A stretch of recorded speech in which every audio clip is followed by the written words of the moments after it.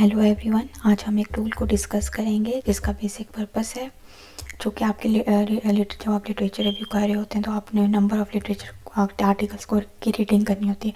तो उस रीडिंग को मोर एफिशिएंट और टाइम सेविंग करने के लिए आप एक टूल यूज़ कर सकते हैं जिसका नाम है chatpdf.com, chat with any PDF।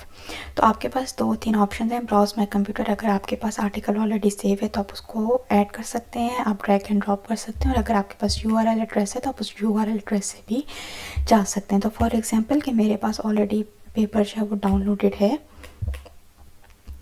तो उस लोडिंग को थोड़ा सा प्रोसेस करने के बाद आपके पास ये आर्टिकल, तो आप देख सकते हैं कि आपके पास ये 11 पेजेस का एक आर्टिकल है और आप नंबर ऑफ़ क्वेश्चन जो हैं वो आस्क कर सकते हैं। सो फॉर एग्जांपल आप जो हैं वो लिख सकते हैं कि what was the target condition. So आप देख सकते हैं the target condition was the Parkinson disease, जो कि आपको टाइटल से भी आप उस टाइटल से भी आप देख सकते हैं। देन आप फॉर एग्जांपल आप क्वेश्चन कर सकते हैं व्हाट वाज द इंटरवेंशन। तो the study compare to intervention, mindfulness, meditation and stretching and resistant training, और उसकी भी डिस्क्रिप्शन आपको मिल गई है। देन अगेन आप लिख सकते हैं समराइज द एक्सपेरिमेंटल डिज़ाइन।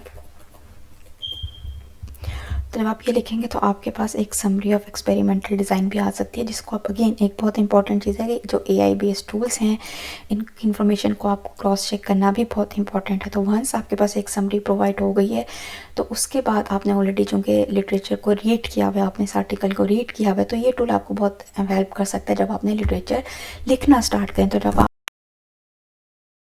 कर ली है तो उसके बाद आप इन क्वेश्चंस के थ्रू एक समरी जो है वो बना सकते हैं, जो कि आप बाद में अपने थीसिस वगैरह में ऐड कर सकते हैं। तो आप ये भी लिख सकते हैं समराइज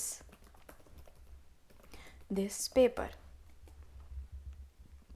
तो आपके पास एक समरी जो है पेपर की वो भी आपके पास आ जाती है। तो आप डिफरेंट तरीक़ों से इस टूल को या क्वेश्चन को यूज़ कर सकते हैं। अगेन एक बहुत इंपॉर्टेंट चीज़ है कि AI बेस्ड टूल्स हैं, इनके इन्फॉर्मेशन को समटाइम्स क्रॉस चेक करना भी इम्पॉर्टेंट होता है।